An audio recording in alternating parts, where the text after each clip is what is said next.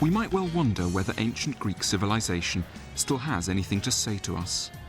Travel around Athens today, and you see that the modern city looms much larger than the traces of its past.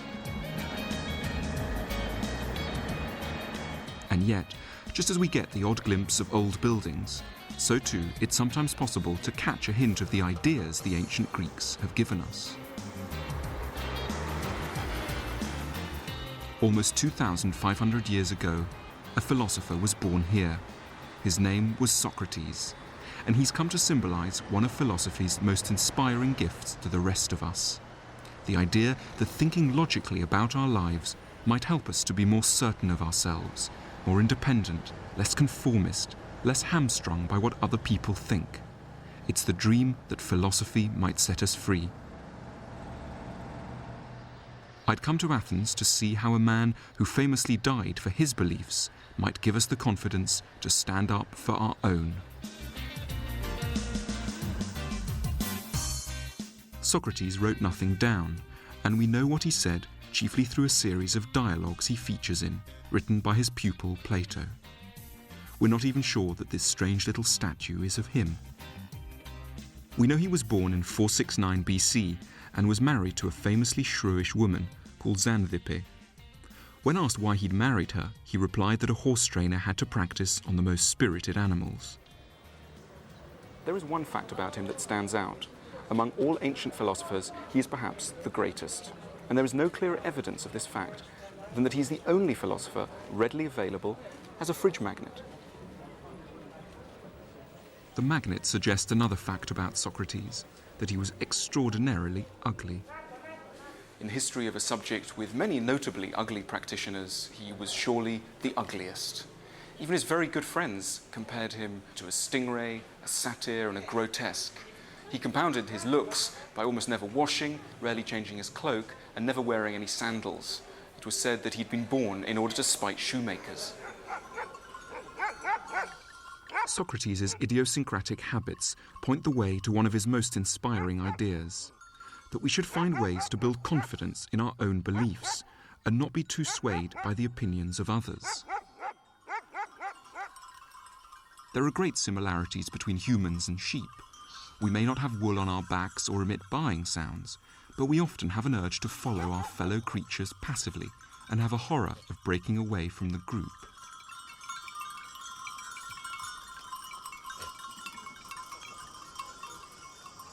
Why do we follow sheepishly behind other people, particularly important other people?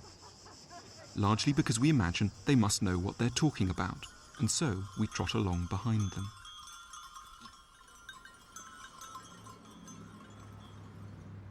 Until 1998, Andrew Miller was a loyal employee at this company, British Biotech in Oxford, where he was Director of Clinical Research. But he began to think that his employers were being over-optimistic about the drugs they were developing, and that the shareholders weren't getting an accurate picture. He was forced to confront an agonizing question. Could it really be possible that he was right, even though all 11 members of the biotech board were against him? What does it feel like to be one man thinking that something that you're saying is right, and 11 other people saying, no, you're wrong? What does that feel like? Well, it's a frustrating situation. It's, Is it terrifying as well? I wouldn't say terrifying, but it is preoccupying, and it does stop you sleeping, and you do, your mind does start to play tricks on you that do make you doubt your sanity to a certain extent, because one's previous experience in a democracy is overall, the majority tends to have a certain amount of right on its side. And to be honest, in a lot of ways, I was at my wit's end. I used to sit in my office clutching my temples, thinking, have I got this wrong? Am I misinterpreting these things? I mean, the science and the technology can be thought of as complicated and confusing. But for me, it's my everyday work, and I understand it well. And you start doubting your own sanity. You think, why is it? Why do I think this, and these 11 guys who are on the board think differently? Tell me a bit about the pressure to conform in a company like British Biotech. Well, I think in all companies there are pressures to conform. There are cultures in all companies. these are people who you like and who you're working with. And actually what you want to do is to, appease them. They're your bosses. You are wanting to appease them. You are wanting to help them. You are wanting to work with them. You want to be friends with them. I did not have sexual relations with that woman, Miss Lewinsky. The first reason why it's hard to feel confident in Andrew's situation is that we tend to accept that people in authority must be right. The European community has said this beef is utterly safe. It's this assumption that Socrates wanted us to challenge, by urging us to think logically about the nonsense they often come out with, rather than being struck dumb by their aura of importance and air of suave certainty. Start a fight to cut out the cancer of bent and twisted journalism in our country, with the simple sword of truth and the trusty shield of traditional British fair play, so be it. In deciding when to follow prominent people and when to disagree with them, Socrates had one huge advantage over us. He could always talk to them in person. Athens in his day had a population of just 150,000, and all the citizens came here to the Agora, the main market and meeting place of Athens. If you'd have visited in the 5th century BC, you'd have been likely to see, amongst the bustle of the city, a rather curious, ugly figure. Because for most of his adult life, Socrates got up at dawn and came to spend the day amongst the shopkeepers and merchants who had their stalls here. It wasn't just local people who came to this spot. It was also the most important people in Athenian society, so that you could meet here at any point in the day, probably, as it were, the opinion formers, the great military generals, the great statesmen, the important rhetoricians, the aristocrats. They could all be found here. And what Socrates did, rather than just idly chatting to people, he would go up to these very important people and ask them great questions on life. He'd basically ask them to explain why they were living the kind of life they were leading. And what happened is that he found there were surprising inadequacies in their understanding of the way of life they were leading, so that wealthy people couldn't really explain why they had money and others didn't. Military generals couldn't explain why they fought battles in a certain way. And I think we take away from this a fascinating lesson, which is that if you have the luck, or at least the courage, to go up to important people and question the way that they're leading their lives, you might be able to find surprising inadequacies of which their very confident demeanour gave absolutely no indication.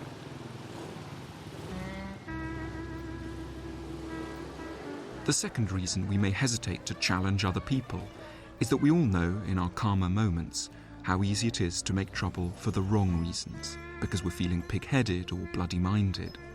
Socrates was a nonconformist, and he made trouble for Athenians. But he wasn't motivated by an arrogant wish that everyone should do things his way, nor by the kind of willful eccentricity we might think of when we hear that he went around barefoot and never washed his cloak. What makes his nonconformity valuable is that it was motivated by the desire to find the truth and challenge lazy assumptions, rather than the wish to make trouble. I think this is roughly what Socrates would do. He'd walk down the main streets in the marketplace of Athens and go up to people and ask them large questions about the meaning of life, which is, in a way, a very fascinating thing to do and also a very irritating thing to do. If you ask people to explain their beliefs, they'll tend to react with aggression a lot of the time. We'll see what happens here. Excuse me, can you tell me, what do you think justice is? That's a little hard to say. It is. It's a good question.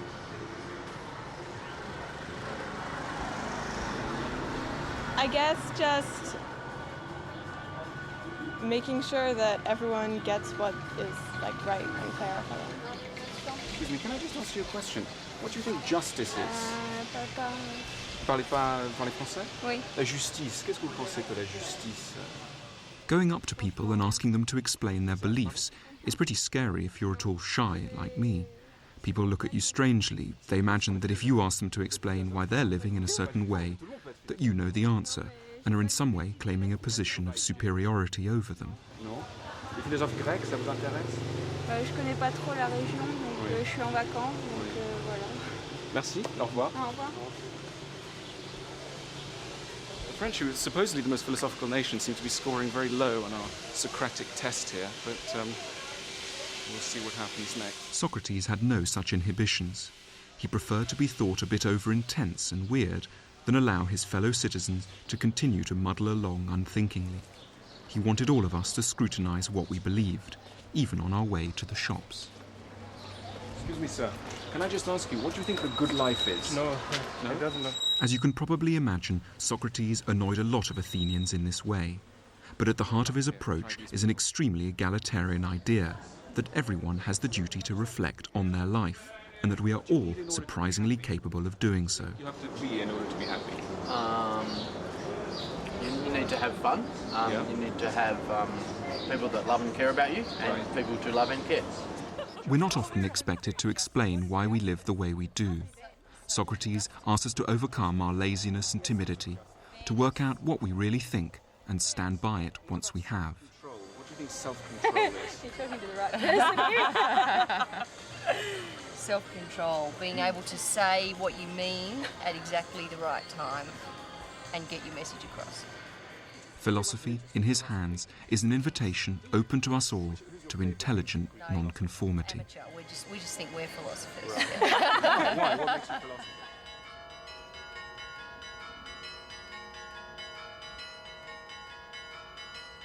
Socrates doesn't just give us the confidence to challenge prevailing ideologies, beliefs and traditions. He also offers us a way to develop beliefs of our own, which can help us to strike out from the crowd. And the way to do so is to put them through a rigorous test which he devised. If our opinions can survive Socrates' test, then they will truly be worth standing up for. The reason why there are a lot of woolly or at least imprecise ideas out there in the world is that many people imagine that you can come up with a good idea without thinking too hard about it. Socrates thought this was crazy, and to bring out the insanity of this position, compared thinking to potting. And no one would imagine that you could make a good pot without at least following some pretty rigorous steps. And yet many people imagine that you could come up with a good ethical idea, an idea on how to live your life, without thinking too hard about it. Socrates went further in his analogy. He actually came up with a distinct method, a Socratic method of thought. He identified 5 distinct steps which anyone who wanted to come up with a good thought would have to follow in order to do so. And these thoughts can roughly be summarized as follows. Firstly, look around you for statements that many people would describe as plain common sense.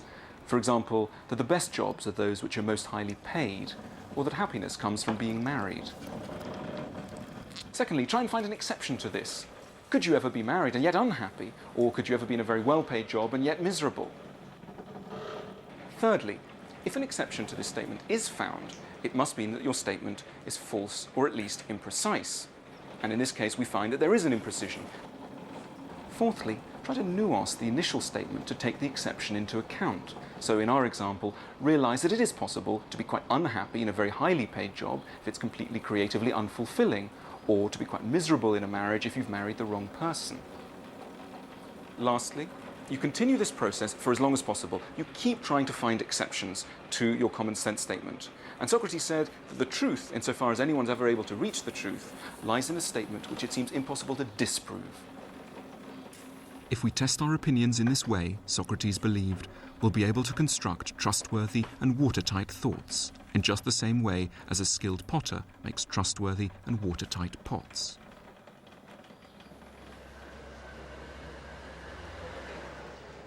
The point of Socrates' method is that it makes you far less passive, less inclined to follow the other sheep.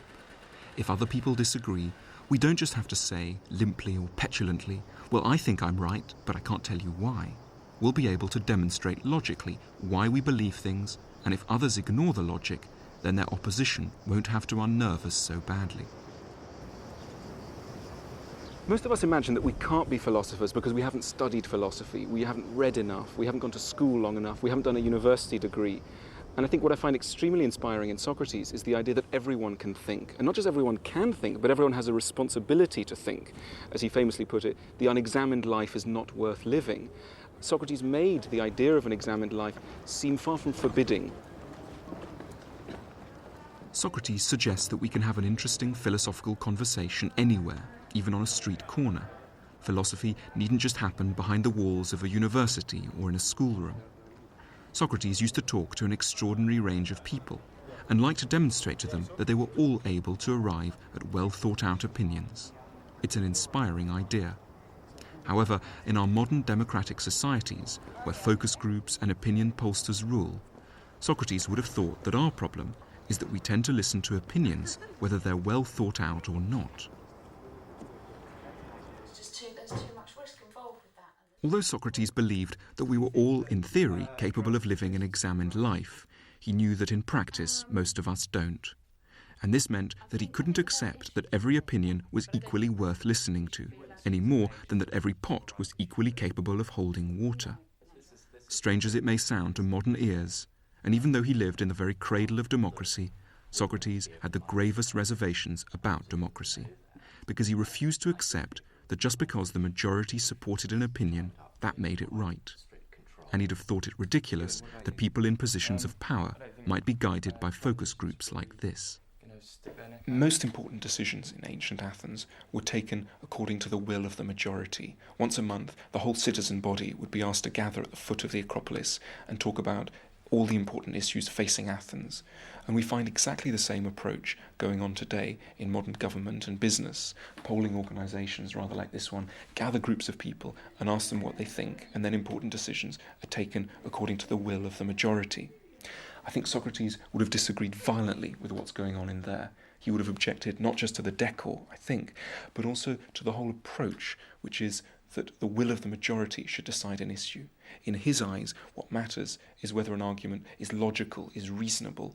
That's the way that we should make decisions, not according to the will of the majority. Believing that the majority can be wrong and being sure when you are right still doesn't make it easy to hold a minority opinion, particularly when your livelihood's at stake. So what gave Andrew Miller the confidence to stand up against his employers, even though it was to lead him into a bitter battle in the media and the law courts? Yeah, I mean, you can only see the world with your own eyes. You can try to understand what other people are thinking, and sometimes you can. You know, there are definitely times when someone has some strong views that are quite different from yours, that you respect. You see the basis for them. But that's different from being wrong. You know, I think we can accommodate a lot of differing views, but from my point of view, if I do see things that are wrong, I do find it very frustrating. Socrates died for his beliefs. How far were you prepared to go for yours? Well, I think there's a big difference between being an individual and having a family. And once I was put into the media war and into the litigation, I was aware that, you know, I was at war, but I had my children at my feet and my wife at my shoulder. And I really had no choice. And I started to realise that the only way out was forwards. And so, you know, we had to sort of fight our way out together. Litigation, it could have destroyed me. It was never going to kill me, but it could have destroyed me. And it wasn't a question of being prepared to go that far. That's just how far it finished up going.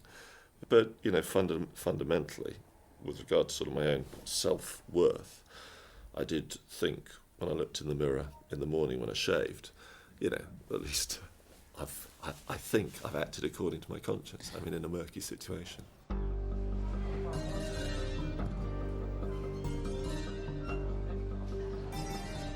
Andrew feels that he's been vindicated by the out-of-court settlement he received from his employers. Socrates was not so fortunate. The one fact that people tend to remember about Socrates is that he faced a trial and that he was condemned to death.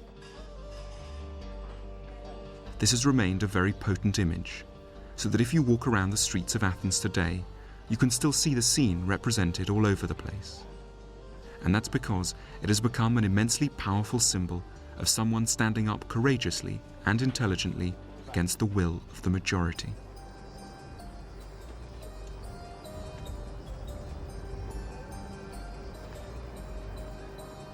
The charge against Socrates was of having corrupted the youth of Athens and failing to respect the gods the city worshipped.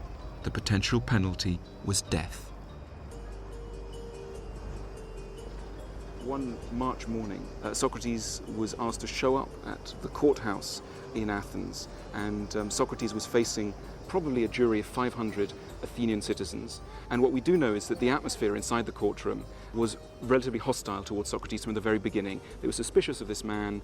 Many of them had been questioned by him before, and they were not on his side. So Socrates was really facing the possibility that he would die, and yet he didn't lose his nerve.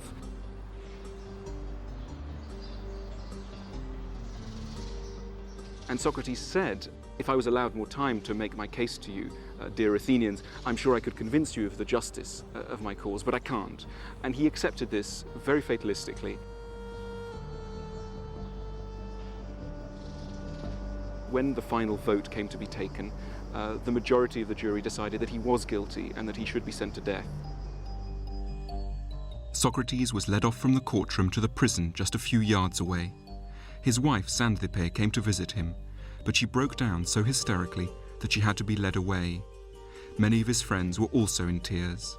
Even the prison warder, who had seen many go to their deaths, offered his apologies and said that of all the people who had ever come through the jail, Socrates was the noblest, the most generous, and the wisest. And a few moments later, the executioner came through the door with a cup of hemlock. Socrates was given the cup and asked to drink. And after a few moments, his legs began to feel heavy. Slowly, the paralysis caused by the conine, the paralyzing agent in hemlock, started working through his body. And within a few minutes, his whole body was paralyzed, and his friend Phaedo reached forward and shut his eyes.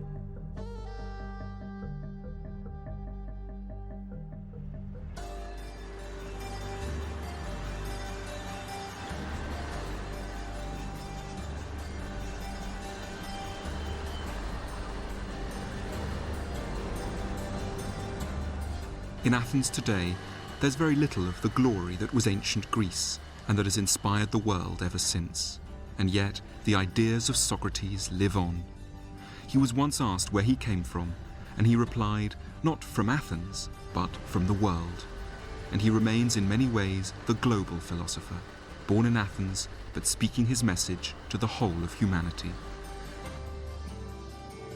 Of course, very few of us will be called upon to die for our beliefs.